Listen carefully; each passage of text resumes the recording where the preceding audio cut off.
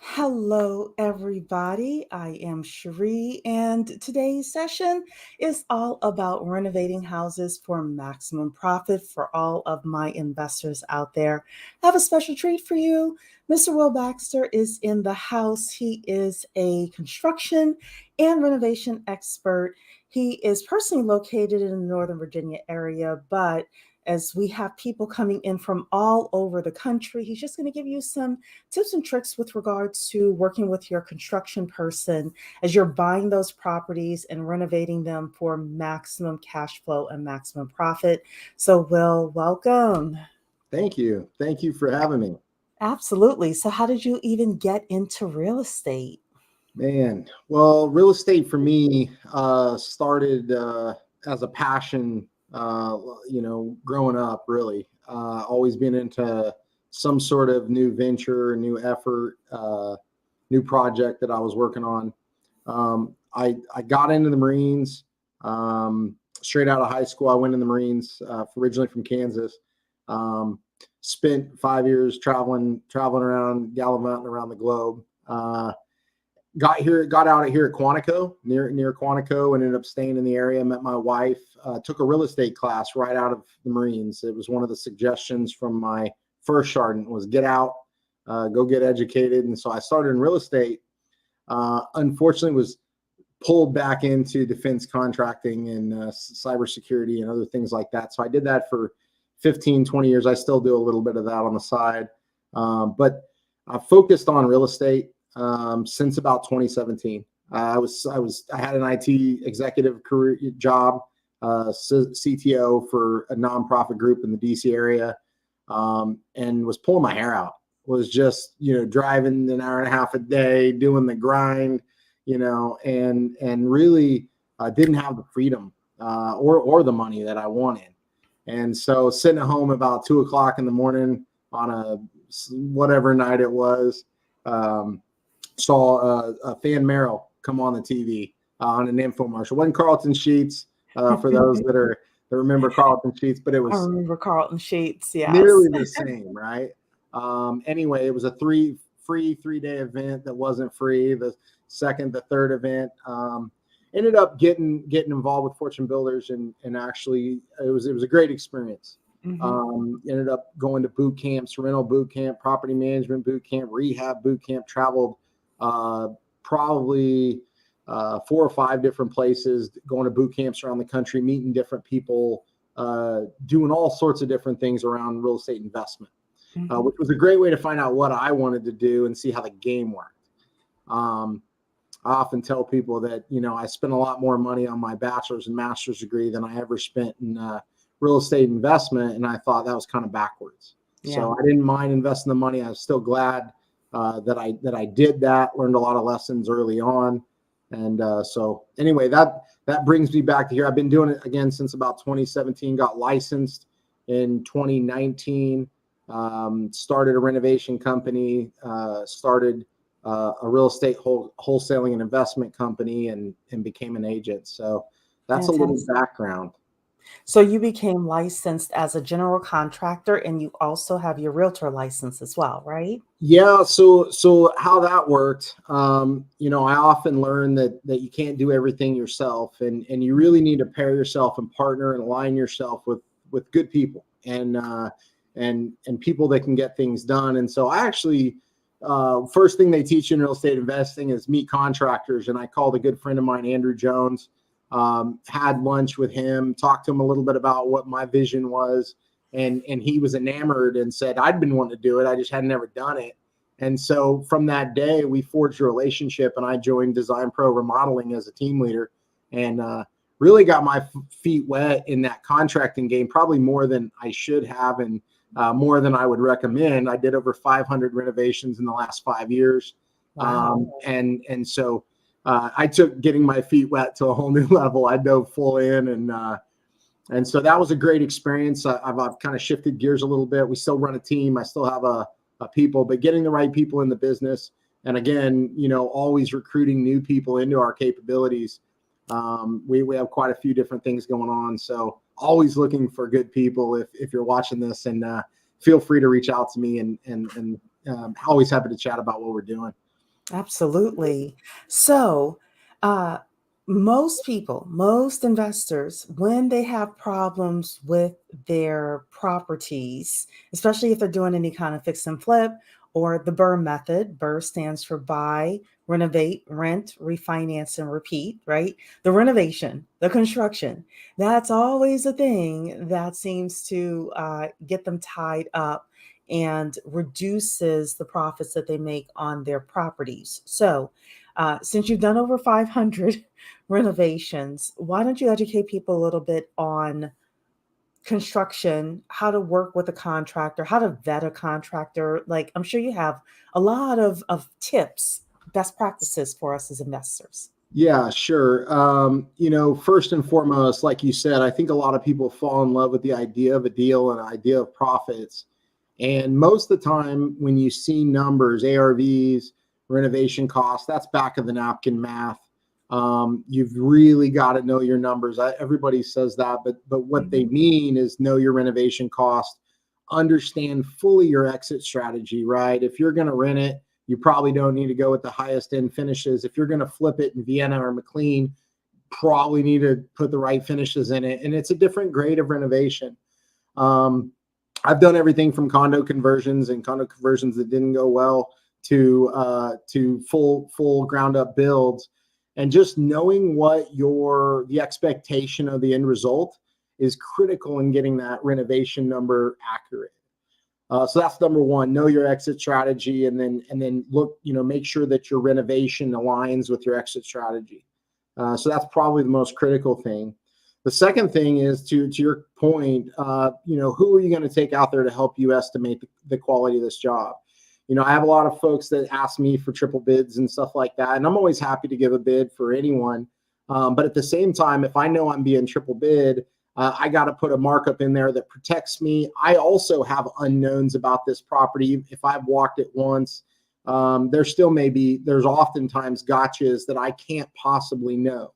So I highly recommend as an investor, building relationships with your contractors, finding somebody that you trust that, understands your needs, meaning, hey, I need to be able to get a hold of you in 24 hours and out to a property, just as quick.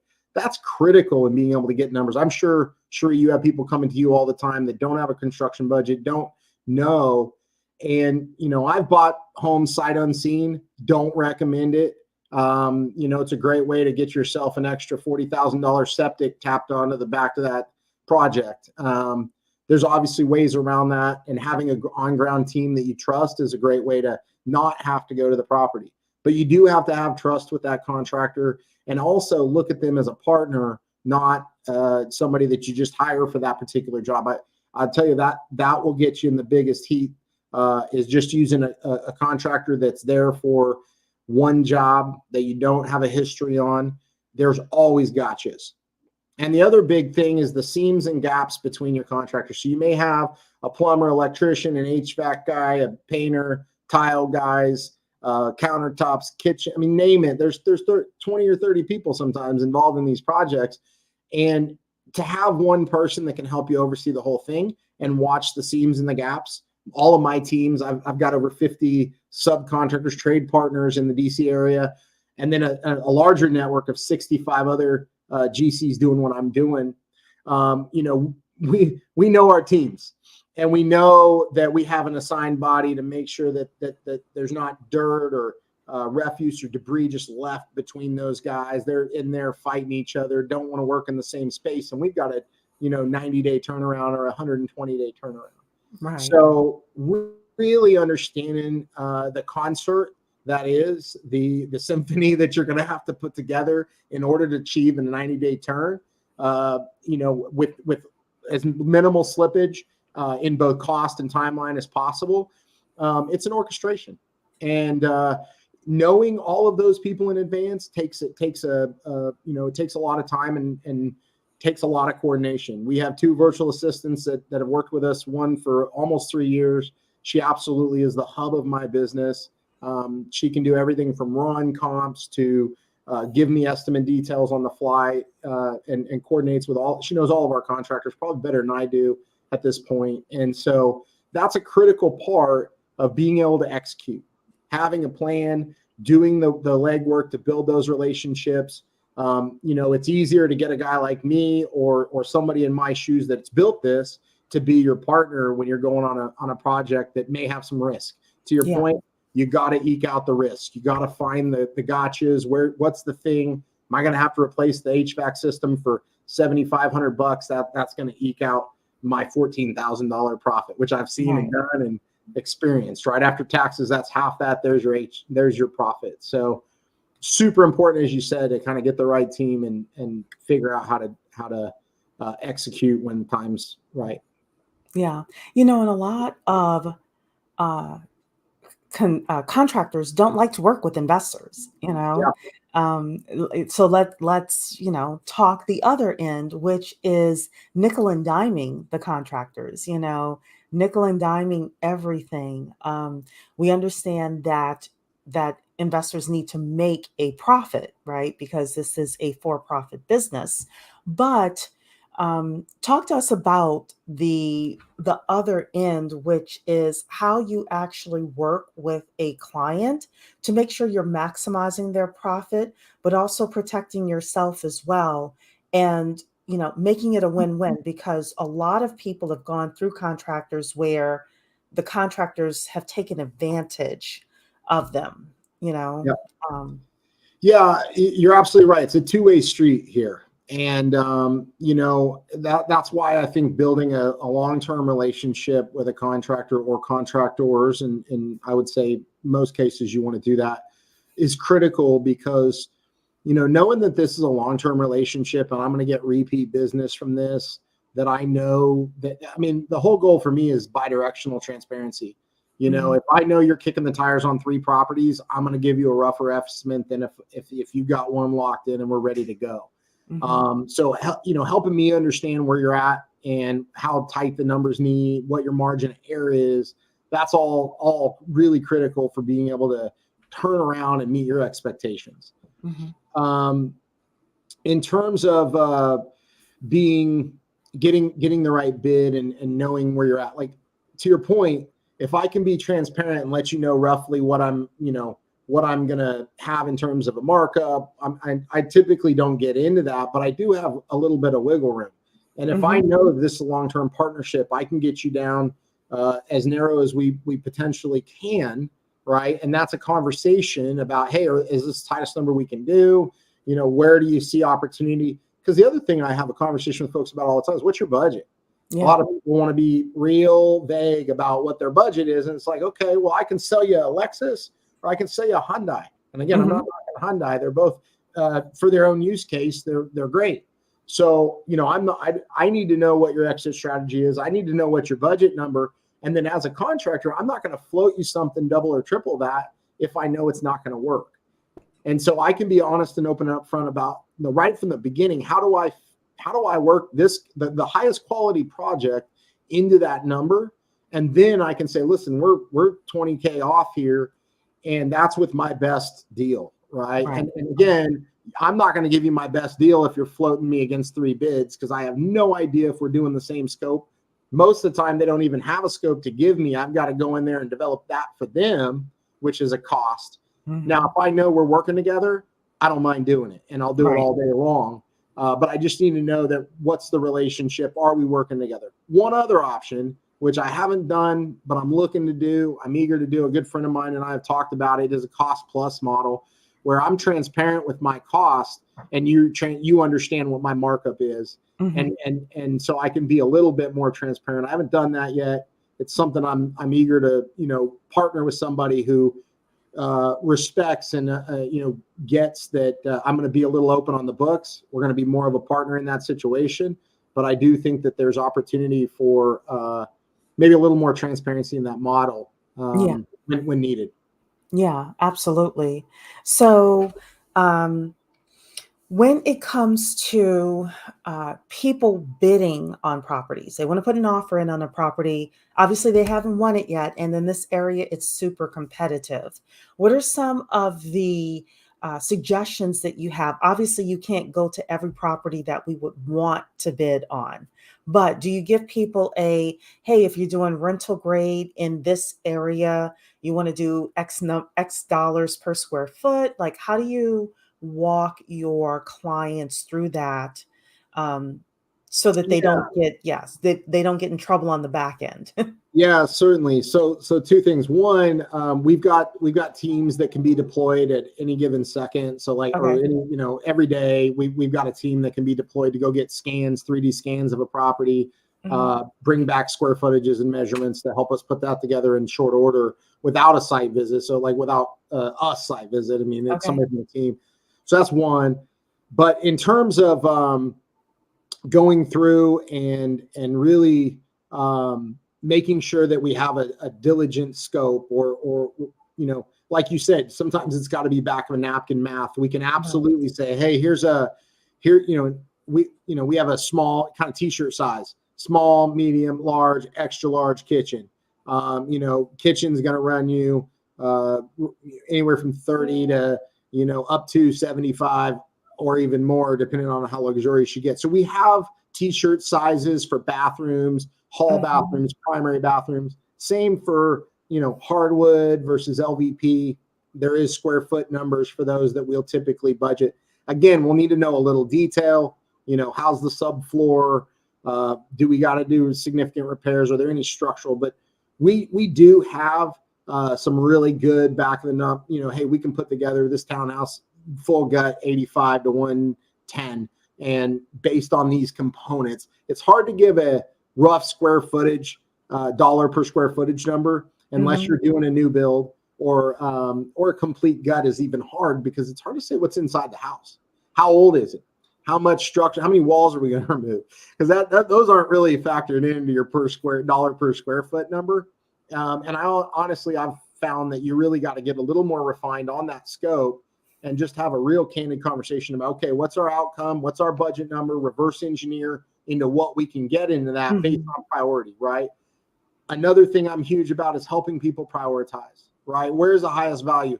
They want to put a patio on, but they need a new kitchen. We're going to start in the kitchen, work our way to the bathrooms, flooring. Obviously, paint and carpet's the easiest thing you can do, but also the least expensive. So we're going to look at what's the things you got to do versus where's the things that maybe go to the back of the list, and kind of reverse engineer it into your budget. And then once we get alignment on that, then we can start working on selections and kind of a process for getting a fully baked plan before we kick off. Yeah. That's the other thing. Having a fully baked plan. Most people I've done it too many times. Bought the house, kicked off the renovation. I've got to wait on cabinets. I didn't pick tile. I didn't have a trim set on time.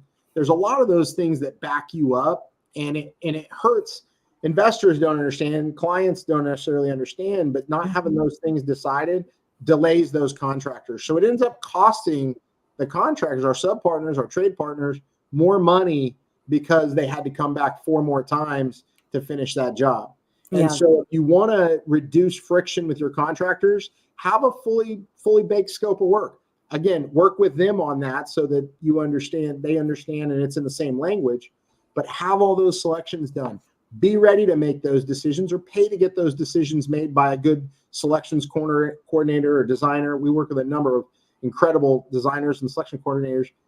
I won't do that on my own anymore. As an investor, I want the professional to get me that information. We've got efficient costs to do that, and they're experts at what they do. They're also resources on your team throughout the project.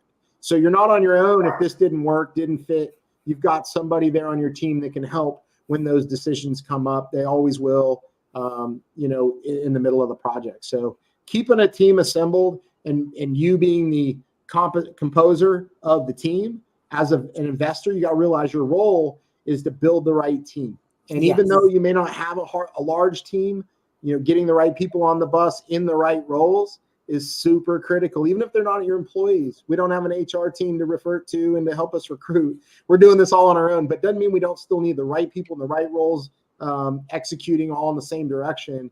So that's your job as an investor. You're a business owner, right? You're an entrepreneur. This is your chosen path. You got to step up and and understand the vision there and lead really.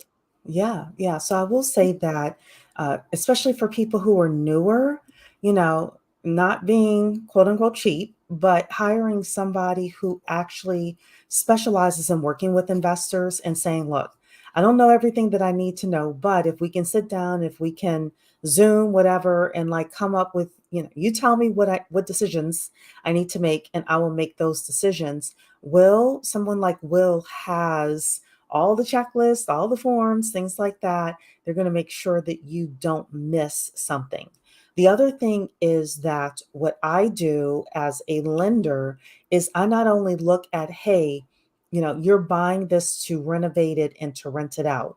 Let's say we have to start with hard money. I don't just look at the hard money portion of your transaction. If I know you're going to rent it out long term, I also look at, okay, how are we going to refinance this? What's the maximum amount you'll be able to refinance this at, with a lease, without a lease, et cetera, so that either your purchase price for the property, or you could tell, well, hey, our budget is 175 for this construction. And if you have to go a little bit over, then you just know you have to go a little bit over, but at least you'll know, okay, these are my numbers overall. So selecting a great team to work with you is so important. And having people think 4, 5, 6 steps ahead of today's transaction is so important as well. So I always Absolutely. let people know that. Um, any other things that people do that messes up their profits? So you had said delays with materials. You had said, trying to get do triple bids instead of selecting a contractor and having that person go deep with you. Anything else within the construction renovation process that really messes up people's profits? Yeah, another big thing is understanding code. We work with a really good engineering firm team that knows our local ordinances, local regulation, whether it be county, city, and that makes a huge impact. I did my first project like a moron in DC. My really good friend Jamie Cook warned me, stay out of DC, Will. And I didn't. I went right in DC and did a condo conversion. It took 2 years to get permits, and so it was quite an endeavor. It was not profitable by the least. But going in with the right team that understands what needs to be done by code, making sure that you are doing permits if you're going to need them, making sure, because that's something as you sell it, they're going to ask about. In most cases, they're going to ask for the permits on a renovated property. Making sure that was done by the book, that you don't get to the end and you didn't meet code and you got to go back. That's a super, super painful process if you've got to go make a bunch of changes to permits or plans or get them after the fact, after things have been closed up. I've had both happen. It just extends the process. And like you said, reduces the output and the professionalism too. Somebody buying that's going to want to believe in the quality. A new homeowner, so that's not only that. I had a client who was going to buy a duplex, and because the previous owner did not get the permits, it was only zoned as a single family home and not a duplex. So we as the lender could not finance that property for her to purchase it. So you do not want to skirt around getting your permits. Just get your permits, Absolutely. and that way everything is above board. That's exactly right. Otherwise, you may not be able to resell it. Yeah, absolutely. Yeah. So how can people get in touch with you if they want to know more about renovations? You do ground up construction as well, so we want to let people know that for our investor clients. What are I run a local real estate investment meetup group in Clifton called Grid Clifton. We're part of the CASA group and the Grid community at whole, which gives us access to nearly 40,000 agents nationwide. Will at designproremodeling.com. will.baxter@thecasagroup.com. Find me on LinkedIn, Facebook, Messenger. Always eager to connect with people. Would love to connect, have a conversation, have a coffee, talk about your vision and strategies, how we can work together. I'm always looking to partner with good people to do great things. I'm a huge believer that you're really only as successful as the people that you know and the team that you can go to bat with when it's time to go to bat. And so, those relationships are forged in the downtime. Those relationships are not forged when you got a property under contract. It's too late. Mm-hmm. So, let's build that relationship now and, find a deal together and do many, many deals together. That's the vision and grow together. So. Perfect. So everybody, thank you so much. I'm Cheree of SimpliFunded, simplifunded.com, for hard money, fix and flip loans, rental loans, and we are working to help people build their real estate portfolios. So thanks, Will, again for being here with us this evening. And everybody, thank you so much. We'll see you on the next podcast. Take care. Bye-bye. Awesome. Thanks. Bye-bye.